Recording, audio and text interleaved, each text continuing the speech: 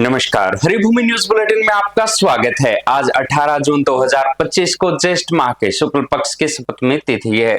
राहु काल दोपहर 12:28 से दोपहर 2:12 तक रहेगा। हरियाणा में आज मौसम परिवर्तनशील रहेगा। बादलवाई के साथ साथ कई जगहों पर बारिश की संभावना है। अब नजर डालते हैं आज की प्रमुख हेडलाइंस पर। एयर इंडिया की एक दिन में 7 फ्लाइट रद्द, मुंबई की जगह कोलकाता उतारे पैसेंजर। पाकिस्तान गुरुधामों के लिए नहीं जाएगा सिख जत्था, एसजीपीसी का बड़ा फैसला। हरियाणा में बनेगा अरावली ग्रीन वॉल प्रोजेक्ट और जंगल सफारी, पीएम मोदी कर सकते हैं उद्घाटन। अमरनाथ यात्रा मार्ग पर 1 जुलाई से नहीं उड़ेंगे ड्रोन। कमल हसन की फिल्म के विवाद में सुप्रीम कोर्ट की कर्नाटक सरकार को फटकार। ईरान का इजराइल के मोसाद हेडक्वार्टर पर हमला, इजराइल ने ईरानी सेना के डिप्टी कमांडर को मारा। ईरान में फंसे 10,000 भारतीयों को निकालने का काम शुरू, आर्मेनिया के रास्ते वापस लाए जाएंगे। कनाडा गए पीएम मोदी के सामने खालिस्तानी समर्थकों ने लगाए नारे, भारतीय भी सड़क पर उतरे। G7 देशों का इजराइल को समर्थन, ट्रंप समिट के बीच में छोड़कर अमेरिका के लिए रवाना। अब खबरें विस्तार से।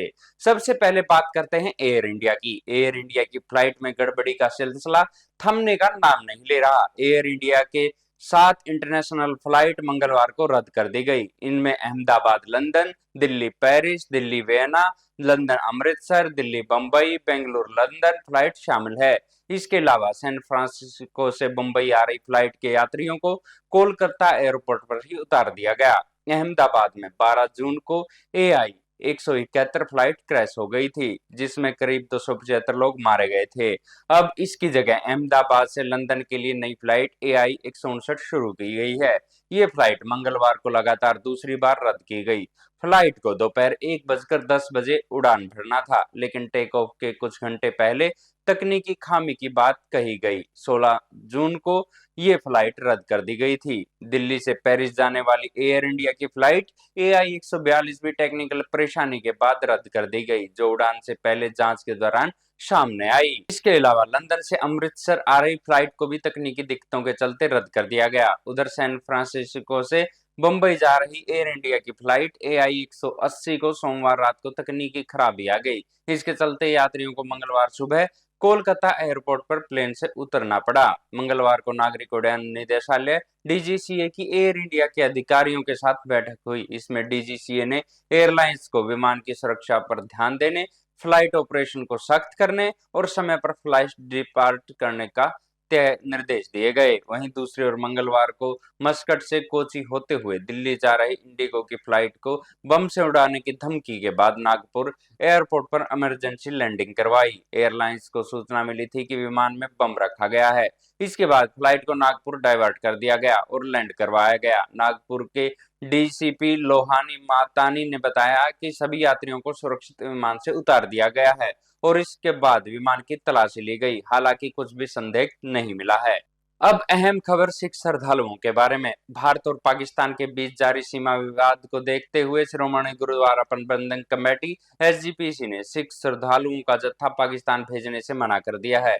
महाराणा रणजीत सिंह की पुण्यतिथि पर पाकिस्तान स्थित गुरुद्वारों की यात्रा पर हर साल जत्था रवाना होता था। इस साल ये यात्रा 29 जून को लाहौर के लिए रवाना होनी थी। SGPC ने कहा कि मौजूदा हालात में ये निर्णय सुरक्षा को प्राथमिकता देते हुए लिया गया है। इस यात्रा के लिए पहले ही 200 से अधिक श्रद्धालुओं ने आवेदन किया था और अपने पासपोर्ट SGPC के पास वीजा संबंधी कार्रवाई के लिए भेजे थे।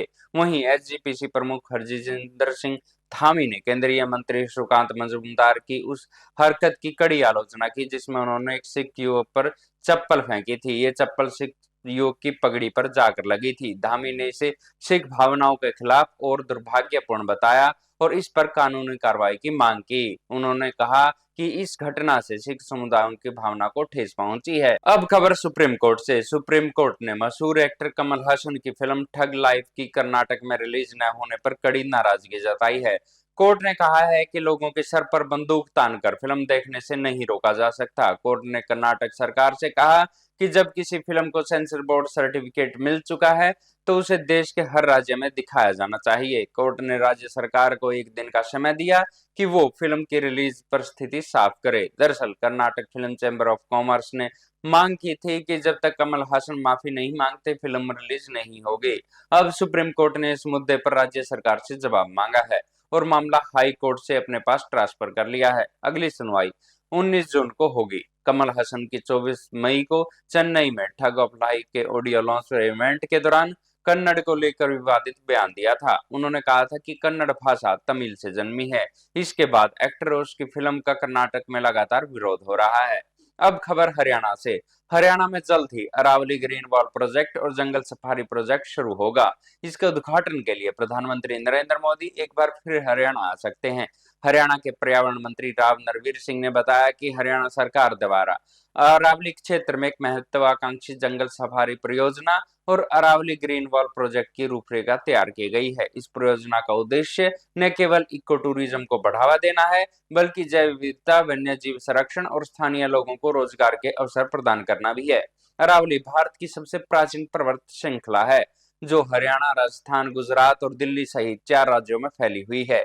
ये 1.15 मिलियन हेक्टेयर क्षेत्र को कवर करती है। केंद्र सरकार ने हरियाणा को अरावली ग्रीन वॉल प्रोजेक्ट और जंगल सफारी का दायित्व सौंपा है। मंत्री ने बताया कि वे स्वयं नागपुर के गोरेवाड़ा सफारी और गुजरात के वनतारा परियोजना का दौरा कर चुके हैं ताकि हरियाणा में बन रहे प्रोजेक्ट को वर्ल्ड क्लास बनाया जा सके। अब खबर अमरनाथ यात्रा के बारे में। अमरनाथ यात्रा के लिए सुरक्षा व्यवस्था को और पुख्ता बनाने के लिए जम्मू कश्मीर सरकार ने पूरे यात्रा मार्ग को नो फ्लाइंग जोन घोषित कर दिया है। ये फैसला पहलगांव हमले को ध्यान में रखकर लिया गया है।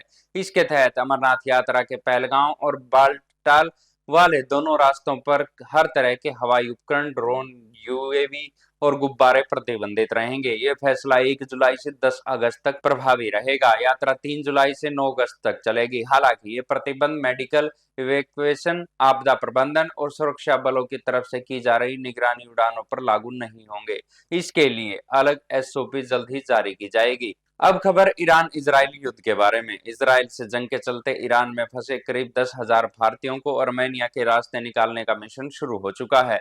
110 भारतीय छात्रों का पहला बैच सोमवार रात ईरान आर्मेनिया के नारदुज बॉर्डर पर पहुंच गया। यहां से उन्हें आर्मेनिया के येरेवन एयरपोर्ट से ले जाया जाएगा जहां से वे भारत लौटेंगे।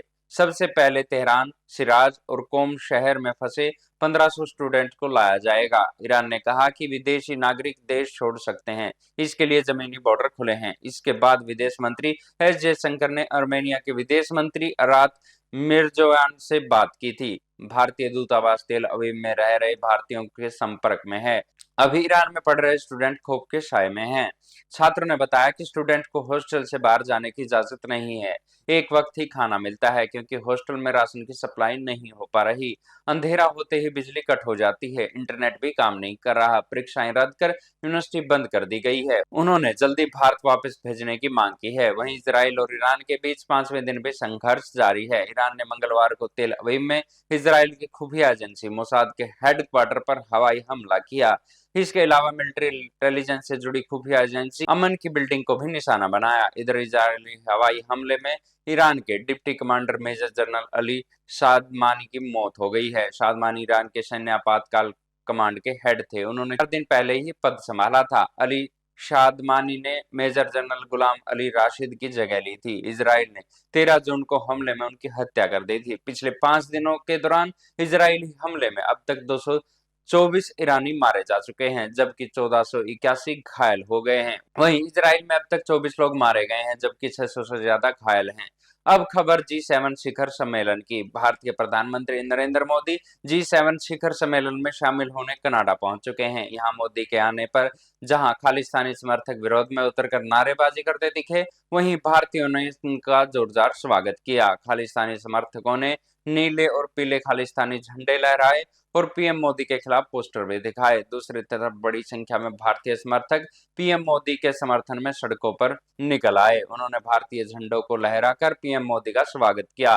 खालिस्तानियों की वजह से भारत कनाडा के तनावपूर्ण रिश्ते बने। रिश्ते के बीच पीएम मोदी की ये यात्रा काफी अहम मानी जा रही है। पीएम मोदी 2 सत्रों में भाग लेंगे। एक आउटरीच सेशन है और दूसरे सत्र में कई देशों से द्विपक्षीय बैठकों में अन्य विश्व नेताओं से संवाद करेंगे। उनकी चर्चा का प्रमुख फोकस ऊर्जा सुरक्षा, तकनीकी सहयोग जैसे एआई, क्वांटम कंप्यूटिंग और वैश्विक आर्थिक सहयोग पर रहेगी। वहीं जी7 शिखर सम्मेलन से पहले दिन सभी सदस्य देशों ने इजराइल का समर्थन किया। मंगलवार सुबह साझा बयान में कहा गया कि इजराइल को अपनी आत्मरक्षा करने का अधिकार है। ईरान के पास कभी भी परमाणु हथियार नहीं होना चाहिए। उधर अमेरिका के राष्ट्रपति डोनाल्ड ट्रंप समिट को बीच में छोड़कर अमेरिका रवाना हो गए। व्हाइट हाउस ने बताया कि मिडिल ईस्ट में तनाव के चलते ट्रंप ने फैसला लिया है। इस बीच ट्रंप ने कहा कि मैं सीज फायर के लिए वॉशिंगटन नहीं लौट रहा हूं, बात उससे कहीं बड़ी है। इससे पहले ट्रंप ने सोशल मीडिया पर लिखा, ईरान को परमाणु समझौते पर हस्ताक्षर करने चाहिए। ईरान न्यूक्लियर हथियार नहीं रख सकता है। मैंने ये बार बार कहा है, सभी को तुरंत तेहरान खाली कर देना चाहिए। ऐसी ही खबरों से जुड़े रहने के लिए देखते रहिए हरिभूमि टीवी। और अगर खबरों को विस्तार से जानना है तो हरिभूमि अखबार पढ़ें या हरिभूमि की वेबसाइट पर जाएं।